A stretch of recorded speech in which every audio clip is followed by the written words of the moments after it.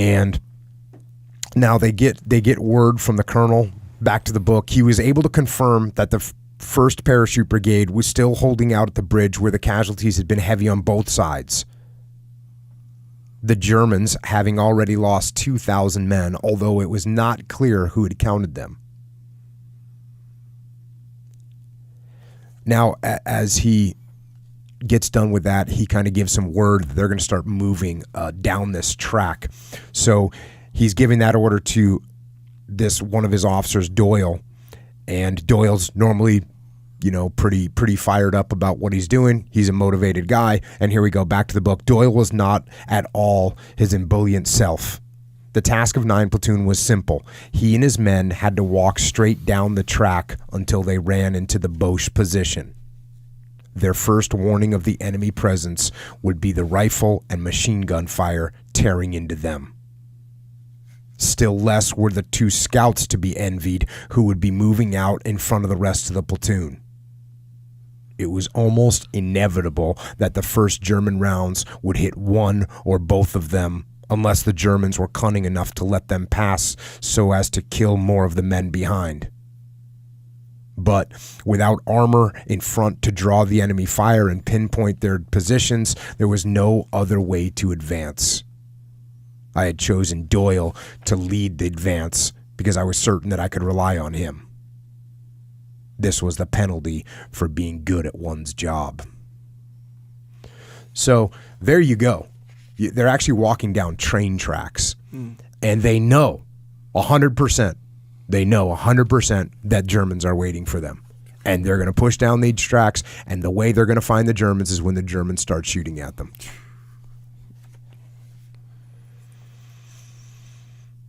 So they proceed down the tracks, and now going back to the book, the expected happened. The calm of the night collapsed in an explosion of light and noise. From a wide arc in front of 9 Platoon, streams of white, red, and yellow tracer bullets converged on the stretch of track where the men must have flung themselves to the ground. Very lights and parachute flares, larger and brighter than anything carried by us, swung down towards the earth, lighting the dark countryside to the shade of a gray November morning. A house burst into flames on the other side of the railway. It was too sudden for an accident. The conflagration must have been planned. Anything which moved was now visible. Overall was the noise. The din of shells and mortars bursting both behind and ahead, merging with the harsh roar of the enemy Spandau light machine guns and the more sustained drumming of the heavier weapons. Now I could hear another sound. It was the slow rat-a-tat-tat of 9 Platoon's Bren guns and the crack of British rifles replying to the German fire. There were a lot of enemy in front of us. The Germans had men everywhere.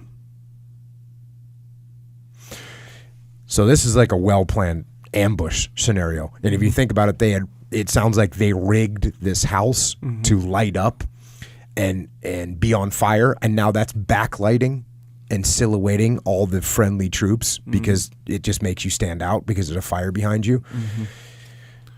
On top of that, machine gun fire, on top of that, mortars, shells are hitting you. And here we go, back to the book. As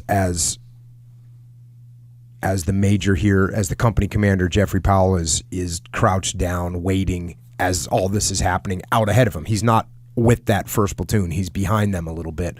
And here we go, back to the book. I saw a single crouched figure running up the track towards me.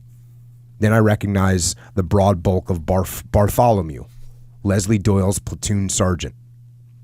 This was quick. Leslie had wasted no time in sending back news. Only a little out of breath, Sergeant Bartholomew sank down by my side and began to speak, his voice as calm and sensible as usual. His leading section had come under fire at a range of only some 20 or 30 yards. It appeared that the Germans had allowed the 2 scouts to pass unmolested, but everyone else in the front section had been killed. There were several other casualties in the platoon as well, including Mr. Doyle, who had been hit badly in the thigh and was only semi-conscious. The survivors were pinned to the ground by fire which was coming from either side of the track. This was all wrong. With his platoon commander hit, Sergeant Bartholomew, his place was with the platoon. There were plenty of other people to carry messages. Not only that, but Bartholomew could hardly have had time to verify the disastrous information about the leading section. It was far from likely that every man in it had been killed. So Bartholomew's nerve had broken in the first test. So that's the situation. This guy ran, and he comes back and reports in and says, hey, everyone's dead. And he realizes, the company commander realizes that not true. Going back to the book, perhaps the responsibility had been too much for him. Whatever it was, he was certainly scared despite his success in concealing the fact. The sergeant had run away, leaving the platoon to its own devices. I was flabbergasted. Of all the NCOs, I had judged this cool, reserved man to be the most dependable. A hard taskmaster, too ruthless to be popular, Sergeant Bartholomew had been an effective foil to the easygoing and friendly Doyle, and the two men had formed a fine team. It was incredible that this should have happened. In the light of a flare, I studied the sergeant's face. There was nothing to be seen. Bartholomew returned my gaze with steady eyes. There could be no point in my further destroying the man's self-respect. It was possible that he might recover after this first shock, his pride taking charge to control his fear. So my rebuke was restrained, no more than a comment that Bartholomew should have sent Private Jones back with the news and not come himself. Then I stood up once again, told Robert, who had appeared by my side, to take charge, and started down the track toward the forward platoon, motioning Bartholomew to accompany me. There was no need to say anything to Harrison, who automatically rose to his feet, his Sten cradled in his elbow, ready to shoot. So, interesting leadership dynamic there.